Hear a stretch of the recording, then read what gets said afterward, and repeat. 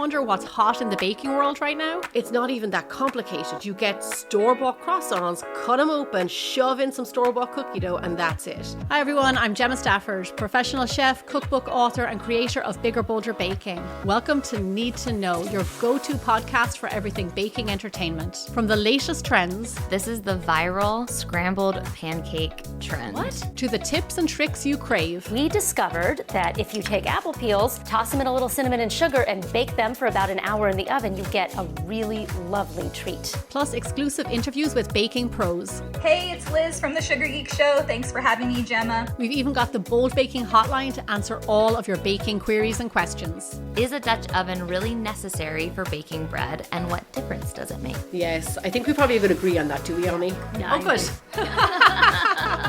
So join us every Sunday for your new weekly baking ritual. It's everything you need to know. Today's program is brought to you by Korin, a supplier of Japanese chef knives and restaurant supplies. For more information, visit korin.com. This episode is brought to you by Board Bia's Spirit of Ireland program.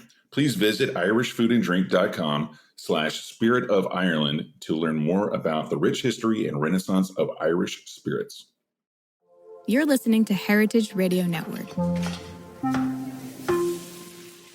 So you don't charm the devil with your rock and roll load. Knows that country music's gonna save your soul. The devil runs his groove in them rhythm and blues that sound. It's gonna get you sun in the air. Welcome back to the Speakeasy. I'm Damon Boelte. I'm Sother Teague. And I'm Greg Benson. Hey guys. Hey guys. How are you doing today? I had a few anxiety-nies last night. What about anxiety? I love it. Yeah, what a raucous debate to watch. What are your thoughts on what went down, Greg? Oh man, well, first of all, for our listeners, we tape the show on Wednesdays. We air it on Fridays. But that means that we're usually a couple steps behind the news cycle. A few days later. Yeah. Exactly. Yeah. But this is still going to be relevant. You know, there are still going to be Taylor Swift's cat is still going to be uneaten by Friday, which is good. But yeah, I mean, first of all, just I don't know. It's entirely possible that the few 100,000 people in Pennsylvania and Georgia are still going to be like, well, that guy's insane, but you know, socialism, et cetera, and like pull the lever and we're going to be living in the worst case scenario. But like, that's all I have to say about that. That's my whole commentary. I think of like the Speakeasy radio show is like you're the Kamala and Sother's the. I'm sorry. Where is this going? And I'm like the mediator, you know. I'm the silver lining guy. So I guess that means all of our guests are just the people sitting at home being like, "What?" Exactly. It's hard to follow. But I did want to talk about something that I've been sitting on for a while because I try not to let the fact that I'm a politics junkie bleed through on this show too much. It's a vacation for the listener. It's a vacation for me as well. Out of that indeed, space. Same. But there is something interesting, I think, brewing that I kind of want to talk about, which is that both candidates for president are proposing a no tax on tips policy as part of their economic policy, which I actually think is really interesting. I think it's interesting for a couple reasons. One, weirdly, as much as I hate to give this guy credit, Trump did come up with it. And Kamala was like, that seems like a good idea and took it. One, I think it's great because people like not being taxed for things. But I also think it's very, very telling that there are so serious pointy heads are tripping over themselves to write all of these op-eds of like, this is such a terrible idea and this economic policy makes no sense, blah, blah, blah, blah, blah, which confirms my priors that no one who writes for the Wall Street Journal editorial board has ever worked in a restaurant. One. And two, I don't know. I think it kind of ignores a fundamental fact about tips, which is that tips for most of their existence were just untaxed by default, right? You know, it's only really in the last 15 years that the majority of tips have moved from cash to credit cards, where there's a paper trail. Usually, you know, there's that little box when you fill out your taxes of like, did you declare all of your tips? And, you know, I'll usually declare all of it. Yeah, exactly. But, you know, like it was kind of a understood part of the US economy was that some of these were just kind of flying under the radar. And that's why, and we've built so many other economic policies around it. The fact that you can pay people who work in bars and restaurants way less than minimum wage, I think is a indicator of the fact that it's kind of recognized that tips are designed to be untaxed, that's going to be made up somewhere along the line. So I actually, as someone with an English degree who runs a drunk podcast, think that this is a sound economic policy. Wow. Okay, you heard it here first, folks. Yeah.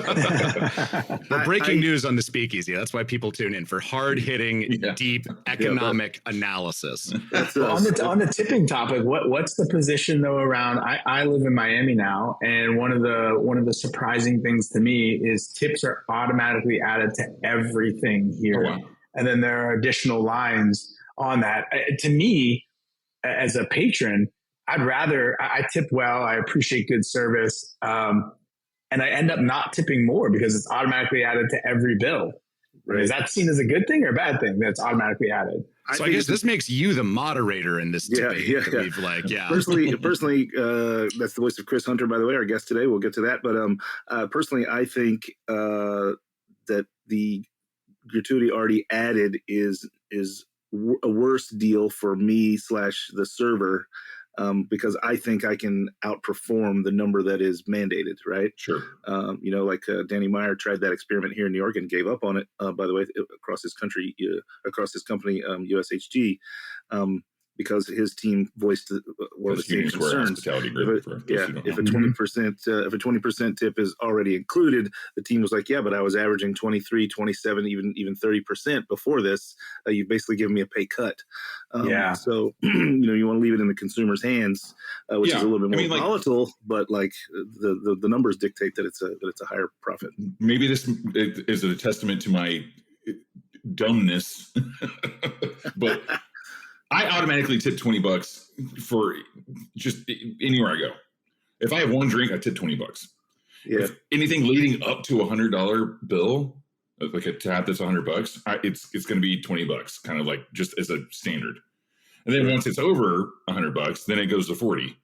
So if it's $101, I tip $40. It's just I don't know. It's just something I do. It's and then incrementally more, I never just tip 20%. So if you are auto gratuity me on 20%, you're hurting yourself just from one customer. And there's a lot of people in the industry who go and support the industry. And, it's something like, I'm like, oh, fuck, it kind of, it bothers me. It's like that 0.9 of a cent on a gallon of gas.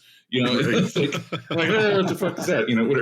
I don't know. You know what I mean? Like, we can get into the weeds on this, but also some of the major pushback that they saw and was written about in articles here in New York was that the consumer would prefer to have it be in their control.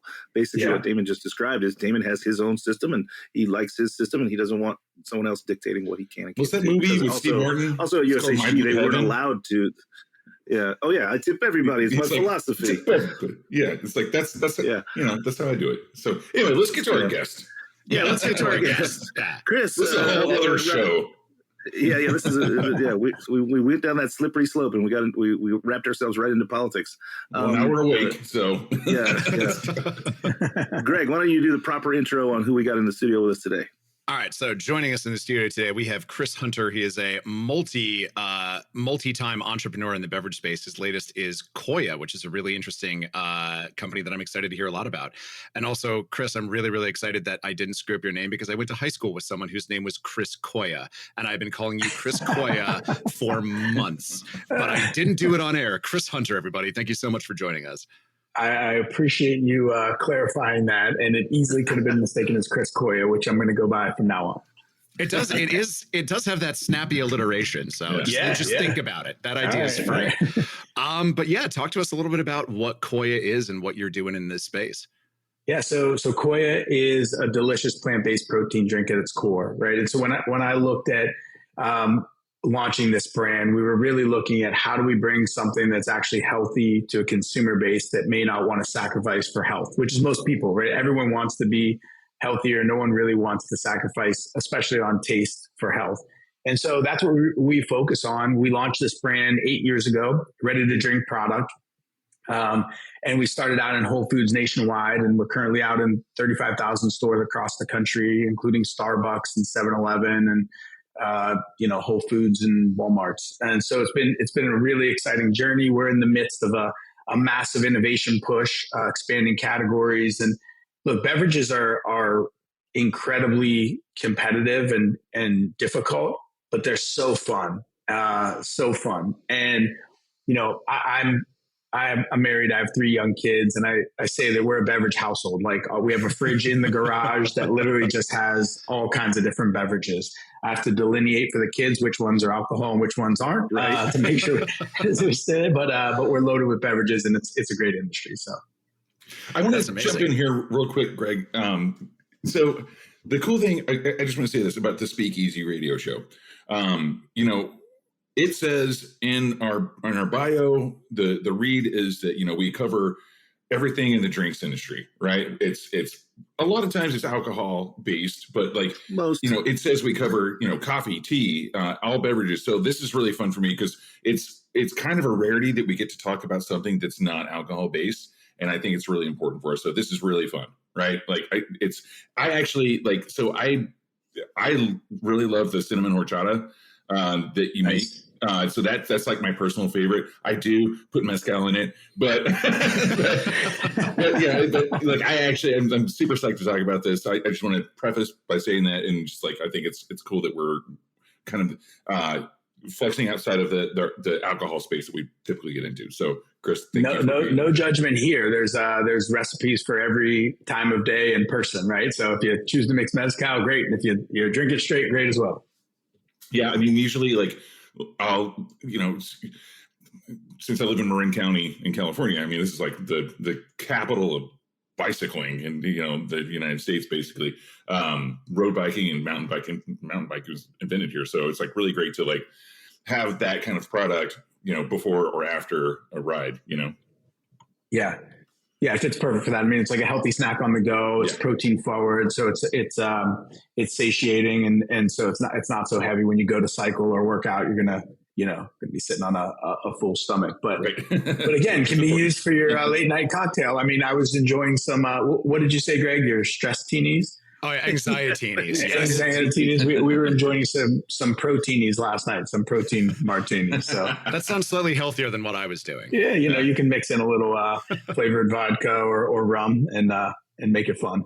Yeah. Well, so I'm curious, so much ink has been spilled over the last 2 years about how, the kids aren't drinking, which first of all is I don't know. I remember being a young drinker, and everyone was freaking out about millennials are drinking so much, and now millennials are already these headlines of Zoomers aren't drinking enough, which is just it's all cyclical, man, and it amuses Pendulum me. swinging. But exactly. But I'd love to sort of obviously you can't read an opinion piece about how, the 18 to 25-year-old market is drinking way less one day and then start a beverage company the day after. Right. So I'd love to hear a little bit about your philosophy getting this started and kind of what some of the headwinds you were looking at that made you go, you know what, I think it's the right time to jump into this space. Into the protein space. Yeah. Or just kind of into the NA, the protein, the NA, the sort of, I hate to phrase it this way, but the health lifestyle thing is really, really hot right now. Yeah. I mean, part of it for me personally, it was really around what was going on in my life at the time. Right. And so when I started my first company, we'll get to that in a bit, but I was 25. So life was very different. Right. When I started Koia, I was 33. I was married. I had 2 sons. Or 35, I would have been, 2 sons. And so, life was really different, right? We weren't going out as much. We were in the midst of, 2 young kids at home. My wife is a holistic nutritionalist. So, health was really front and center in everything we did. And while I was always active and tried to be fit, knowledge and information has changed over time about what that means. And so, the short version of a long story is my second son was born dairy intolerant. We figured that out. So we just cut dairy out of our out of our house, and it's crept back in certain ways. We eat cheese and stuff like that, but like it was actually easy to just not drink milk, no big deal, and to use plant-based proteins instead of whey proteins. And so that was really the inspiration behind getting involved in this. And it really helped for me realizing where I was at life in that time and trying to align with what I was doing with it. And so like, you know, I made the joke. I put a book out recently called Blackout Punch, and it talked about my kind of evolution. And in that book, I made the joke, like in my prior company, we were promoting the brands on spring break.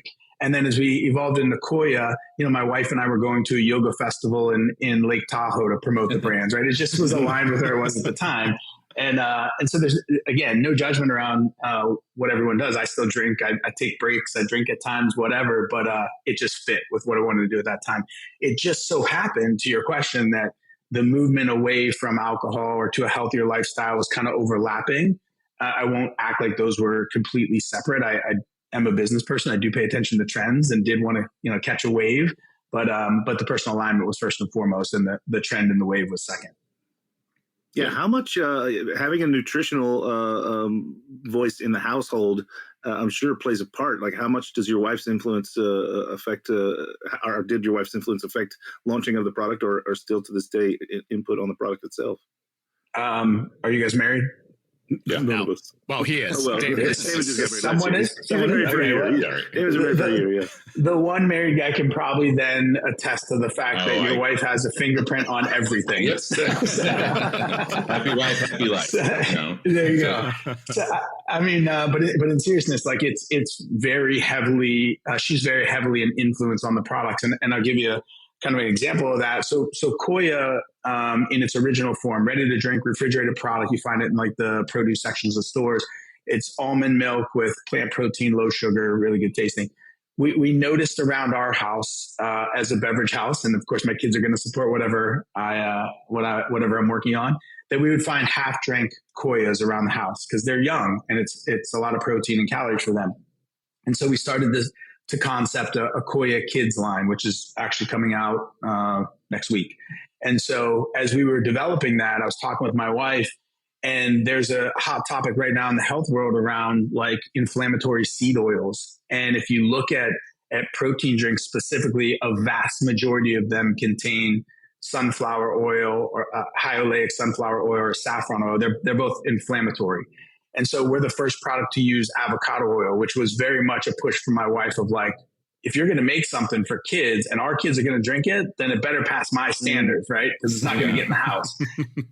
Or another example, and I don't want to go too deep on this, but like there are genetic defects that are commonly tested right now. And one of them is called MTHFR, which I have. So therefore my boys have. I do too. We don't process. You do as well? Yeah. And my twin brother. Yes.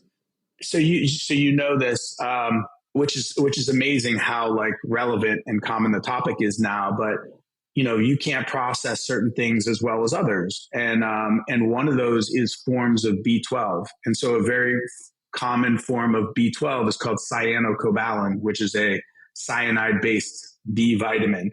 But those of us with this defect can't process it. And it actually can cause anxiety and all kinds of other things. Well, knowing that we used... Now it explains it all, huh? Yeah, exactly. The light's coming up. I mean, it's funny that the acronym basically says motherfucker. Motherfucker gene. Yeah, exactly. Yeah.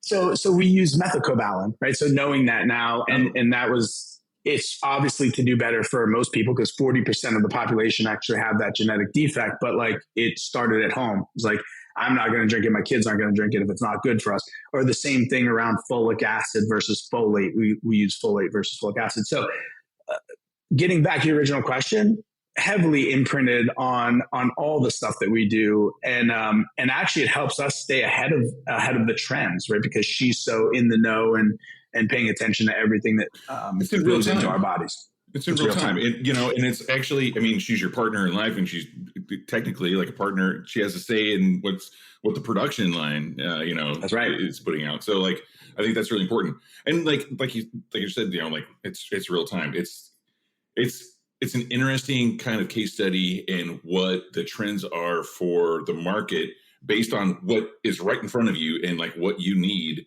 and what you're using. So that's really, I think that's like, to me, that seems like the most honest, I guess, if I could say it that way, like the most honest, like, way of doing something is just like for the actual needs of your family, and then exactly. It's authentic. Else. Yeah, it's authentic. I mean, one of the things that also pushed the evolution into the better for you space around beverages is there was a comment made. It was a joking comment back in my prior company. We were going through a cost saving exercise and looking at all the line items of ingredients we purchased. And one of those was high fructose corn syrup. And we were purchasing a lot of it. And the guy that was the president of our company at the time, he made a joke. I know it was just a joke, but he's like, oh, we sell all this high fructose corn syrup so we can eat organic. And it hit me. And I was like, oh, that's fucked up. It's true. Because we eat organic, but that's fucked up. And I don't want to be a misalignment in what I'm pushing and promoting. You talk about out of touch, and you talked about the debate last night, man, is anybody living in the same world as, you had two candidates up there, in my view, that kind of both seem out of touch in some ways. And so I don't want to be out of touch with whatever I'm promoting or doing. Right. Yeah. I mean, I totally agree with that. And I think that, I always have this philosophy whenever I'm working on something, whether it's a recipe or, whether it's something I'm writing, something I'm producing, where if the solutions that you're putting in place to try and fix whatever problem you're working on make something more complicated instead of less, it's a sign that you're going in the wrong direction, usually. That's great. And I think that our food system in this country is like such a perfect example of that, because we have made things so much more complicated than they need to be. Like, it costs less to buy meat that came from the other side of this continent than it does from upstate New York, from an hour's drive away from where I live. The fact that people don't walk around having their heads explode when they think about that all the time is wild. It's crazy. It's crazy. How is whatever's more processed more expensive? And to kind of highlight this to my kids, we bought this indoor hydroponic gardening thing.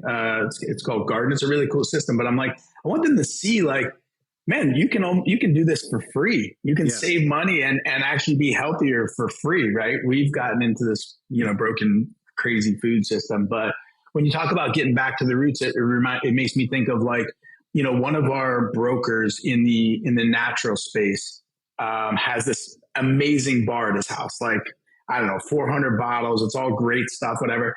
And he loves cocktails, not in an unhealthy, not in an abusive way. He just really enjoys the experience of making cocktails and enjoying cocktails and whatever. And he was telling me, he's like, the elixir of life, in his opinion, he's like, I have a drink every night. I have bitters in it. And he's like, and I've never felt better. And you go back to the core of drinking. It wasn't these sugary drinks with alcohol. It was pure stuff with some bitters that were actually tonics and elixirs for you, for sure. We've just gotten far away from all of that. Yeah. I mean, that's certainly in my wheelhouse, bitters are tonics. Bitters began as medicines, and to this day, they kind of still are. They just can't make those claims. Let's get back to your products, though. I'm curious. You just said you're about to launch a new thing that's for kids, and you're already on the shelf, and you have a line that's how many deep? How many flavors do you offer? So we have our protein line, I think, has 8 or more recently 9 flavors on the shelf, and that's in the refrigerated section. And then I mentioned we're in the midst of an innovation boom. So about 60 days ago, we launched our first shelf-stable product that doesn't need to be refrigerated. So these Tetra Packs that we launched on Amazon in 3 flavors, and then we're launching our kids line, among other things. So I think I'm the one who always kind of chimes in with sort of businessy questions. I know how difficult it is to acquire even, 4 to 6 inches of shelf space. How do you justify, as your company is growing, to say we're going to launch another flavor that's going to cost us another 3 to 4 inches on the shelf? How do you muscle into that market so strongly and so bravely? So, I mean, I think a couple of different ways to approach that. The first is really establishing good partnerships, especially at launch. And so we were really fortunate that Whole Foods served that purpose for us. And they're still a great partner for us to this day, right? And we work with them as an innovation partner where we will present concepts and ideas that we're thinking about and say, hey, do you like this? Does this make sense? What are you seeing a need for in your store? And that usually facilitates a little bit deeper connection around what we're coming out with rather than us shoving it down their throat. The second thing, a little bit obvious, I guess, is just velocity. If the products are selling, they're clearly looking to expand the space, you know? And so what we focus on is whenever we get that opportunity, whether it's our first retailer or just our most recent retailer, like we want to make sure we win and show that the product deserves the space, because, you know, as a bar owner or a shop owner, like space is your value, right? I mean, having that back bar spot or having that spot in the cooler, like it's valuable real estate. It has to earn its spot there. And so we make sure our products work for our partners right away. And then we keep expanding. And just like anything else, there's definitely a core, you know, 4 or 5 items. There's a long tail, and innovation for us serves different purposes. Sometimes we're coming out with a flavor that's really just buzzworthy, right? And like we did a pumpkin spice cereal, like pumpkin spice, right? Right, exactly. I saw your Instagram. The pumpkin spice is blowing up. Yeah, we did pumpkin spice. And everyone's dedicating space in their retail footprint. So we're like, hey, let's give a healthier option for it, right? But and another example would be we did a nostalgic taste on cereal milks. So like, you know, you guys probably had Fruit Loops and Cinnamon Toast Crunch and stuff like that. And we said, how do we take those flavors that are nostalgic and make them healthier, but it tastes just like it? We put that out, and it's kind of fun. Will that ever be number one for us? No, but it's buzzworthy and keeps something new on the shelf. So I was a Cinnamon Life cereal guy, and definitely drink the milk after that. But I also like hashtag Cinnamon Life, just like the life of cinnamon. Like, you know, that's why I like the cinnamon horchata. You know, I've never been a milk drinker, and I grew up in Florida, so I'm the outlier here. I had my cereal with orange juice. Oh, gross. That is, you know what's funny about that real quick is I know an orange juice company, I won't name them, and one of their innovations recently was orange juice cereal milk, I guess, or orange juice used in cereal milk. It's not uncommon where I'm from. Oh, I was laughing my ass off, but I had no clue that it was actually common anywhere. So thanks for educating me. The Florida Panhandle. It's really the heart of innovation in this country. Yeah. Well, you know, it birthed Tom Petty and the Heartbreakers, so it's got to have true. And Graham Parsons too. So especially as someone who I'm involved in a company, a bitters company, and understanding the distribution channels and the shelf space, like Sother was saying, it's a really it's something that most people, if you don't really work that deeply in this industry or as a whole, like the industry, any kind of supplier, it's like you don't really understand what it takes to get on that shelf. And I like what you said about highly competitive.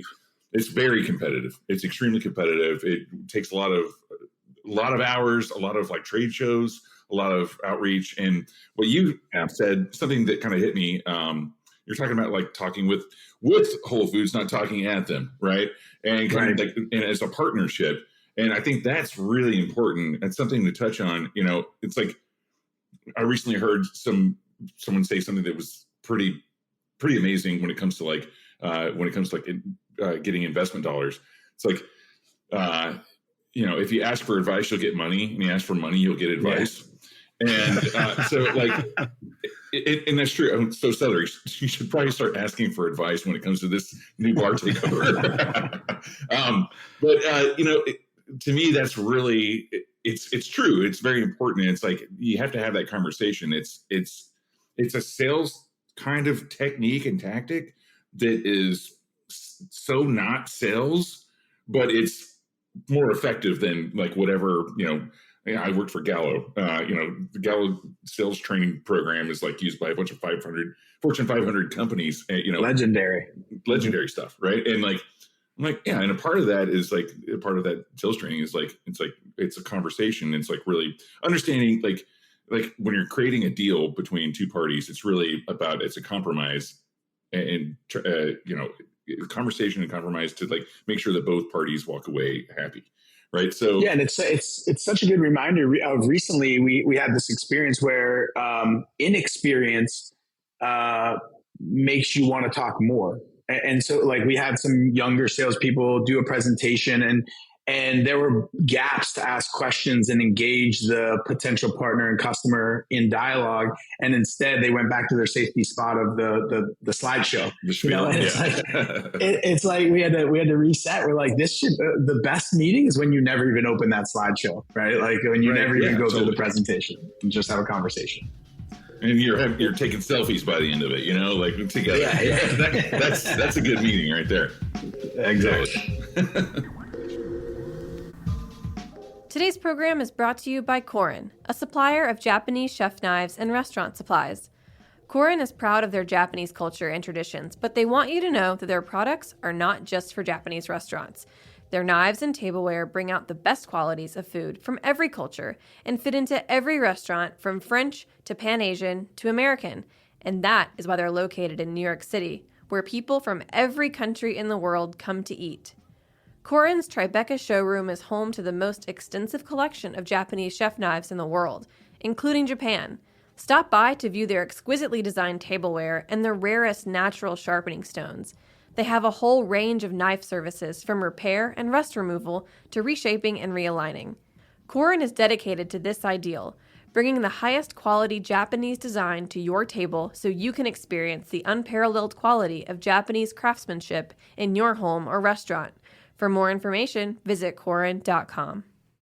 Hey, HRN listeners, this is Greg Benson, Sother Teague, and Damon Boelte from the Speakeasy. And we're excited to share with you our recent episode number 564, especially if you're passionate about the craft and culture of Irish spirits. Yeah, Andy Ferreira from Cask joined us to discuss the evolution of modern Irish on-premise and mixology scene. We also spoke with Tim Herlihy about the success of Lost Irish here in the United States. And finally, Dara Flanagan from Board Bia gave us some fascinating insights into what lies ahead for Irish spirits in the United States. It was awesome. And if you're curious about the heritage and future of Irish spirits, I cannot recommend enough exploring the Spirit of Ireland program. It's a comprehensive look at the rich history and renaissance of Irish spirits, featuring interviews with master distillers, barrel coopers, and a lot more. It even offers a sensory journey through the barley fields and barrel houses of Ireland, which is really cool. Yeah, amazing. And so for those of you who want a deep dive into the world of Irish spirits after listening to our recent episode, number 564, that seems like a lot, and it is a lot of episodes, the Spirit of Ireland program offers an educational journey that goes way beyond the glass, taking you into the heart of Irish spirit making with stories, traditions, and innovations. Please visit irishfoodanddrink.com/Spirit of Ireland to learn more and find our recent episode wherever you listen to podcasts. Sláinte. Well, I want to get around to talking about your book, but I think to get around to talking about the book, we have to go a little bit backwards in your timeline, right? We have to do the sort of reveal that the three of us have been sitting here on the edge of. You didn't start in the healthier side of ready-to-drink products. You started in a little bit more of a wild side. And as you said, you evolved and you grew and you've got a family now. And it seems you've simply gone through the logical steps to every season, blah, blah, right? But how did you break into this sector? And then we can maybe get to where we can talk about the book. Yeah. So I mean, I was the entrepreneur at heart from early ages. So I never, I just found ways to sell things, like buy low, sell high. It just made sense to me. And in college, I did nightclub promotions. So, much like we were talking about before the show, like I was throwing a party every night. It just wasn't at my bar. And so I got to meet a lot of people, and I learned about the alcohol industry because I took a gentleman who had started a vodka company around to bars in Ohio because it's a weird 3-tier system there, and introduced him and watched him present. Yeah, it's control state. Exactly. So learned about that and whatever. And so the beverage industry and the alcohol industry was always like in the back of my mind. But I moved to Chicago, and I had a bit of an ego or confidence or whatever, where I was not going to get a normal 9 to 5. And I was, had proven myself beyond that because I made a lot of money in college doing these parties, but I was no one in Chicago, And so all of a sudden I ran up all this debt and I was like, shit, I got to find a job. And I just started bugging the hell out of all the contacts I knew. Happened to run across that guy who I showed around in Ohio, and he hired me to work for a vodka company. And so the point of that whole backstory is basically I was in the alcohol industry learning on someone else's dime, more in depth on how the 3-tier system works and how to launch a beverage. And I was 23 when I was doing that. I was drinking plenty of Red Bull and vodkas and Jaeger bombs at the time. And I was like, caffeine and alcohol makes sense. Like somebody should just put this stuff together. And that was the inception of what ultimately became Four Loko. And so that was that was the first company that myself and two partners launched back in 2005. And through some iterations got the infamous Loko beverage. I mean, everything has its origin story, so that's the origin story of that brand. But it's also kind of your origin story for being where you're at now. You have also under your belt, not your father's root beer as well, right? And now this product, which leans a little bit more towards the healthier lifestyle. And you've written a book. Talk about the book, and especially, I guess, let's start with the most obvious question. Blackout Punch. Where does the name come from for the book? Well, it's not a knockout punch. It's a blackout punch. Yeah. There were a couple of reasons behind the name. I mean, the first idea is I started thinking about a book, and like over time, people had casually said, "Oh, you should write a book," and I just always dismissed it because. One, I'm not a how-to guy. I'm not going to tell you how to launch a beverage or how to, whatever. And then the second is I was like, does anybody really care? And there was a moment where I was talking to somebody and I shared a story and they were like, that really helped me. You should write a book. And I was like, okay, under that heading and context, I'm willing to go write a book, which was a very, very uncomfortable process because it's candid. I still won't let my kids read it. We'll just put it that way. At some point they will.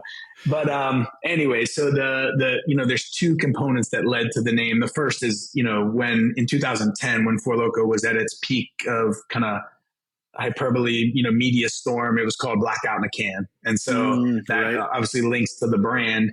I grew up a fighter in many ways. I actually boxed. I was a fighter through some different stories in my life. And so this idea of Blackout Punch kind of made sense. And then the subtitle, I was, when I had moved to Miami, I was talking to a friend and she's like, oh, it's kind of like your journey from chaos to clarity. And I was like, oh, there it is, the subtitle. So Blackout Punch, Entrepreneur's Journey from Chaos to Clarity became the title. Yeah. I need to dwell in the chaos part of your story for a little bit. Sother, I was going to let you cook when you segued to the book, but I'm like, we are not going to just have the founder of Four Loko on the show and not talk about it. And I especially kind of want to talk about, the media shitstorm that I remember very well because I was 21 in the year 2010. I think I was your exact target demographic at that point. Right. Yeah. And, there was a lot of discussion around Four Loko when the government started cracking down on it. In fact, the thread that I'm on with all the people I went to college with, when I told them I was going to have the founder of Four Loko on my show, they got extremely jealous. I didn't have to explain to any of them what it was. Love it. But, one thing that always bothered me about the infamy that product garnered is that, I remember seeing this one news story where it's like, we had this person, chug at Four Loko and then see if they could pass a road test. And I'm like, well, that's stupid. Like, people, there were all these stories about like, I drank a lot of Four Loko and then, I wound up naked in a koi pond in my neighbor's front yard. And I'm like, well, that's kind of on you. Like no one is drinking Four Loko and pairing it with a nice Chev and like, doing a tasting. Like, it does what it says on the box. So I kind of would love, now that I have you here in a virtual studio with me and I get to ask you directly sort of what you thought about that and like how you chose to maneuver your company in light of all of that, publicity. And is it true that any publicity is good publicity? Yeah, we tested that boundary. In the end, I would say that in our case, yes. I mean, I would have gone, we gladly would have gone without that publicity. But it kept us around when we were not the only caffeinated alcoholic beverage. There were multiple. Mm-hmm. And because the movement around that centered on Four Loko, we're the only brand that's still standing because it became synonymous with a wild party. Greg, to your point, like you're making a statement when you're drinking a Four Loko. It's not like you're going out to dinner and having a sip or something, right? And so So we tested the boundary. I would say in the end, any press was good press in that essence, but it wasn't fun to go through. Here was the grounding for us, is like everything we did was federally and state legal. And you guys know alcohol is a very, regulated market. You have to submit your formulas. You have to submit your labels. You have to submit them to the federal government. You have to submit them to the state. I'm like, everything was approved. Now, we knew there was a little bit of controversy from day one. There was a product called Sparks that Mackenzie River had created, and they sold to Miller. And they caved to some of the pressure of some AGs that kind of decided this was going to be their issue to go battle. And then they turned their attention on Anheuser-Busch, and Anheuser-Busch did the same. But meanwhile, we're thinking, hey, everything's legal and you're still approving new products. Literally the summer of the year that the ruling came out that made artificially added caffeine to a malt-based beverage illegal, we had new approvals from the federal government. And so that was our basis. It's like, hey, the federal government's approving it, the state governments are approving it. If someone says like kids are buying it, well, that's the point of the 3-tier system. There's somebody that checks IDs and makes sure, right? And there were all these kind of stories about, these positions. Well, you're using brightly colored cans. Well, we would look at another can in there that would be a brighter green or a brighter red, and we would say, I didn't know that bright colors. Budweiser, red and white dynamite, right? Yep. I didn't want to say any names, but you get the point. We'll throw people under the bus. There you go. I love a stick of red and white dynamite. Let's go. Yeah, but it just didn't make sense. And so when we were asked to voluntarily change things, we knew that there was a potential that what happened could happen. And so we essentially created backup formulas without the stimulant ingredients, which was the controversy. But we said we're not going to voluntarily do it because it just leaves this loophole open for somebody else to do what we did, right? Which is come in and they're not big enough and no one pays attention. They get big and then they want to put the pressure on. So we ultimately wrote it to the end. So there was a unprecedented FDA ruling, which, as you guys know, they don't even regulate alcohol. The TTB does, but they stepped in and said this is a food additive, therefore we have jurisdiction, and made this ruling. And it was so nuanced when you look at it and clearly targeting us that it made me laugh because it left all these loopholes. And so now you see, the espresso martini movement is crazy, and you see canned espresso martinis. Well, that's caffeine and alcohol, right? Yeah, right. But because of the way they ruled artificial caffeine versus natural caffeine, malt-based versus any alcohol, it's legal. And look, I applaud all those companies, like, play within the rules, whatever the rules are, right? Unfortunately for us, they just changed the rules on us. So yeah, move the goalpost. I have a quick story about this era. So there's a lie already. David never has a quick story. Yeah, sorry, it's already longer than I was hoping. So it was distributed in New York through Beehive, right? Yeah. So salesperson, I won't name his name. I remember his name. I remember him. Sweet guy.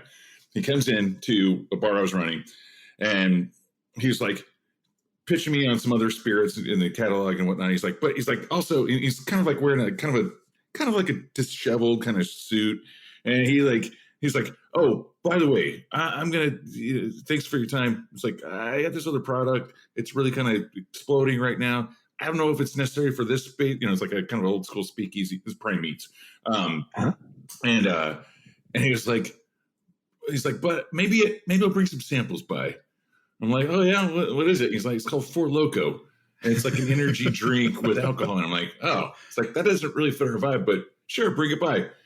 So the next time he comes by, that's my vibe. And, so he comes. He's supposed to come back, like a month later, or whatever, and bring some samples of. I think Rogue Brewery was part of that catalog, and they were distilling spirits. So he's going to bring some of that stuff by, and he did.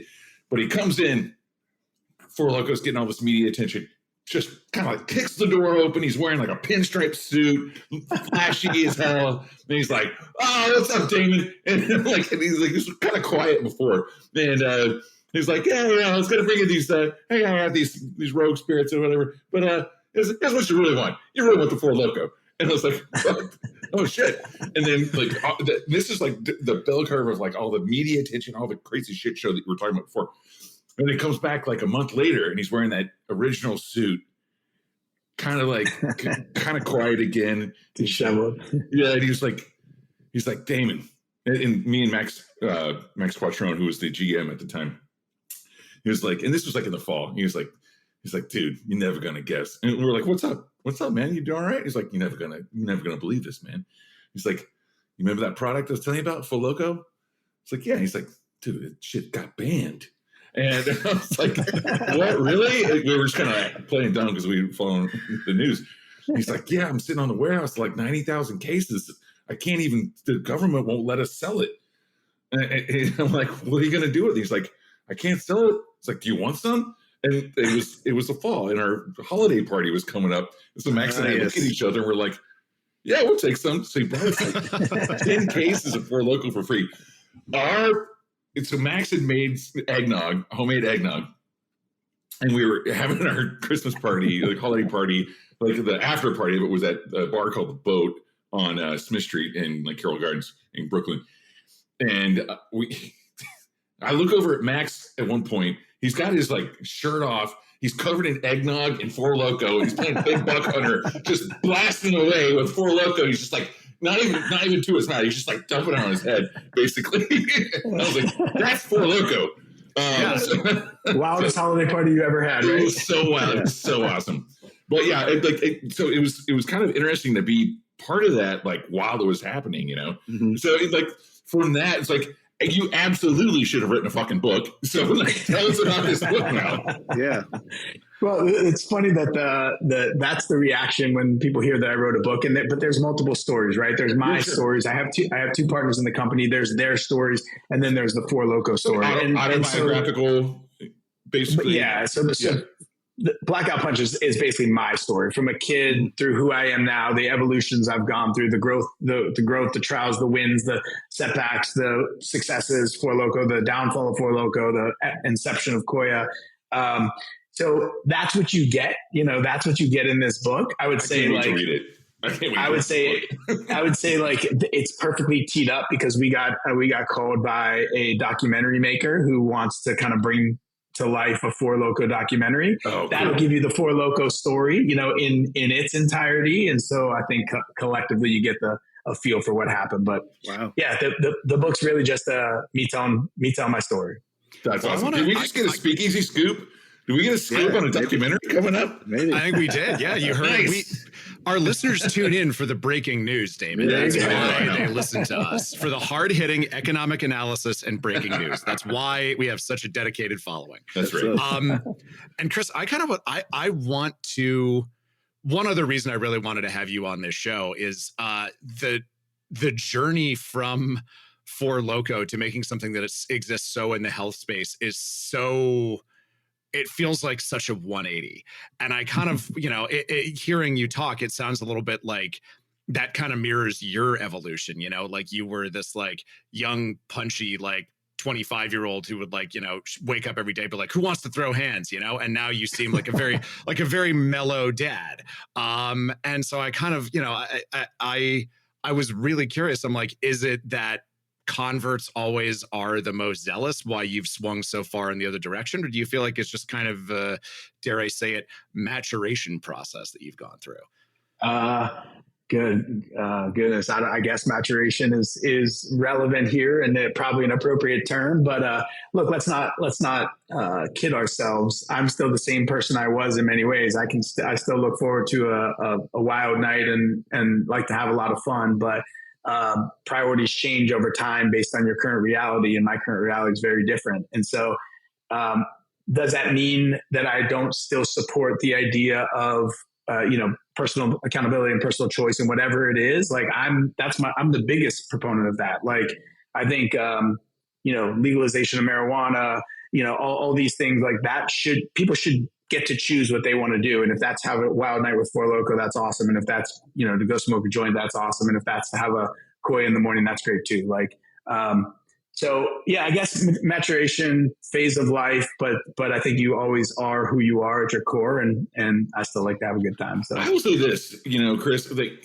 something I've been thinking about a lot lately. I think it's just like, as you grow older, you grow wiser, right? Hopefully, right? And like, really, it's like you've got the space within you to put whatever you want, right? Like you traveling the world, going to see shows, like awesome restaurants and food and beverage and all this stuff, but also like, activities, like all these things you just kind of like enrich in your life and to the highest level you can. Right. And so it's not that it's not that Four Loko was like, I'm going to get crazy. It's like, yeah, there's that. But like, you're really adding parts to your life, really. So like Koia is like the thing that you knew you wanted as a part of your life. And like you said, like with the book, it's autobiographical. This is your story. It's your life. Whatever you want to do, you're just adding to it. It's like, I always say, like, the world doesn't get smaller. You just get bigger, Yeah, no, that's a great way to put it. I love that. And I think that's exactly right. Is like the worst thing for me in life would be to be at the end of life, looking back and going like, I was that same person all through life. I want to be different. I want to be different versions of me all the time because of different experiences. And to your point, because I'm growing, right? And that happens in all kinds of different ways. And so that doesn't force anything to be excluded. It maybe minimizes it in terms of the total pie. Right. It's dynamics. That's there what you it go. is. Yeah, exactly. Man, Chris, this has been so awesome having you on the show today. What cool. Greg, thanks for setting this up, because this has been a really awesome conversation, and like, what a cool guest to have on. And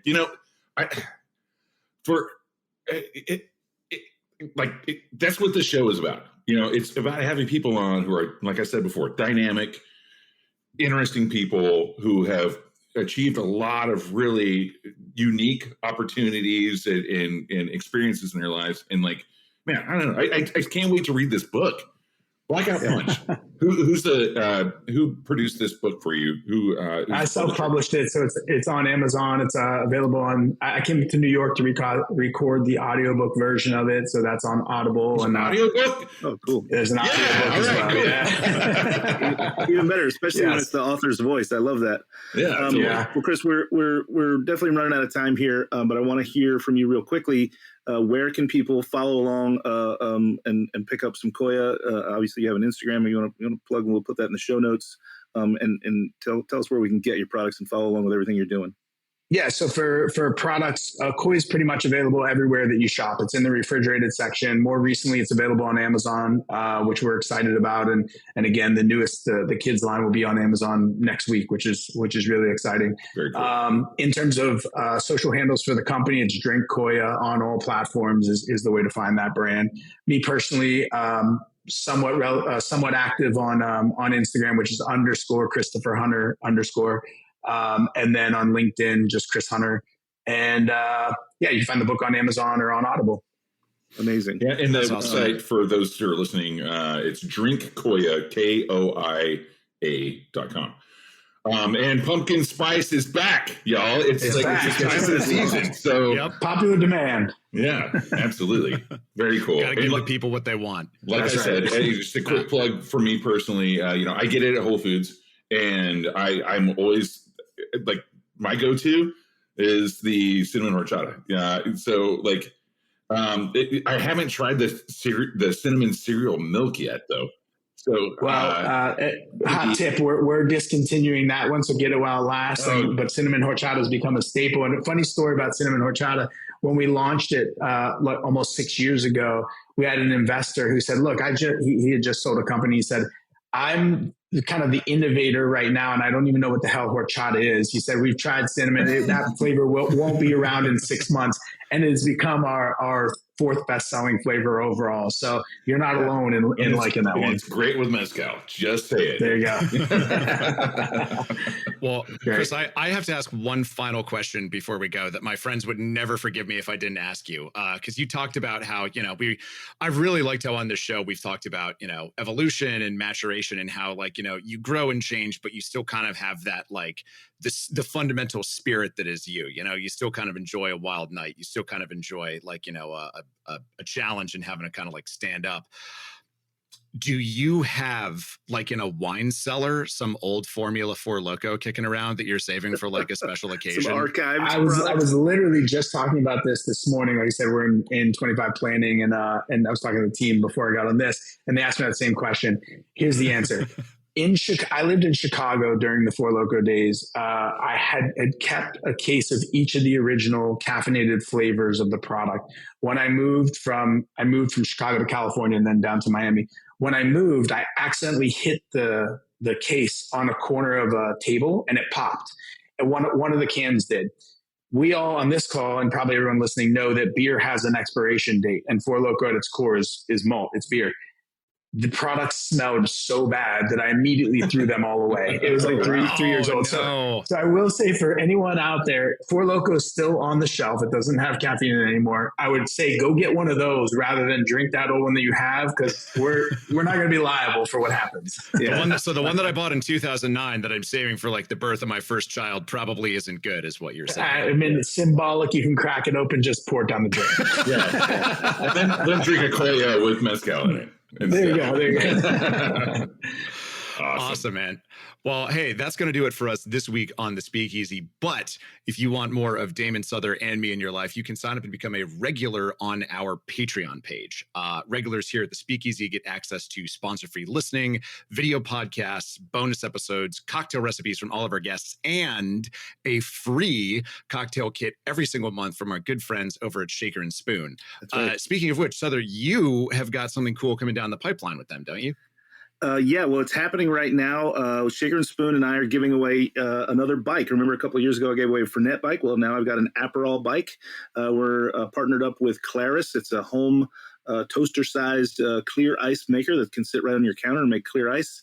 They're pitching in one of their products. Aperol is throwing in some other things besides the bike, some glassware and things like that. Heather Lane is on board with some cool charcuterie board and tools to have a charcuterie plate. And then Appy, a place I'd never even heard of, they deliver the things like charcuterie and cheese, so appetizers, and some other prizes as well. It's a straight up giveaway.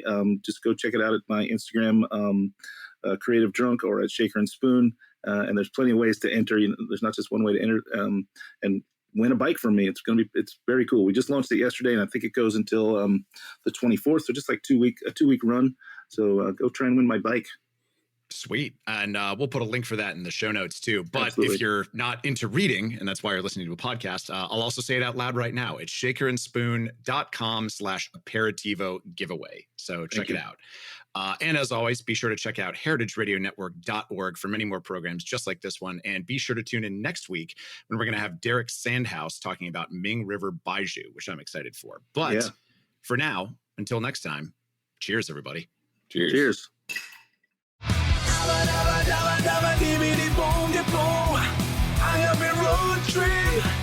I'm Lou Bank. And I'm Greg Benson. And this is an ad for Ancestral Agave Syrup, the critically acclaimed award-winning syrup that helps gringo bartenders better make margaritas, Negronis, Lou, hold up. Wait, old are you just fashions? This is how you start your podcast. What? It's not an ad for Ancestral Agave Syrup. Well, of course it is. I'm just cutting costs by not paying writers to make something new. I'm just using an old script.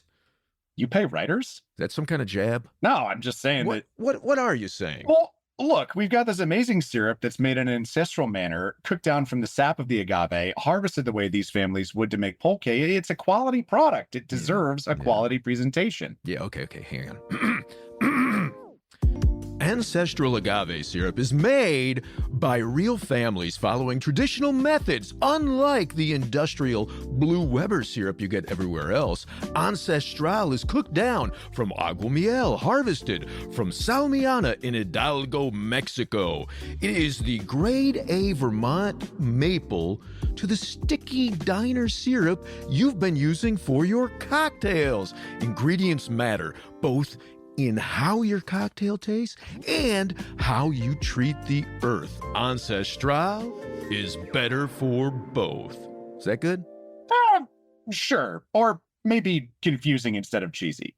Look, just visit ancestralagave.com to learn more and to order your world-class agave syrup today. And we'll call that a wrap. Catch you next ad, Greg. Hasta pronto? Ancestral Agave Syrup. Available online at ancestralagave.org and wherever Greg and Lou are able to coerce store owners into carrying it. so you don't charm the devil with your rock. The Speakeasy is powered by Simplecast. Thanks for listening to Heritage Radio Network, food and drink radio supported by you. Keep in touch at heritageradionetwork.org/subscribe.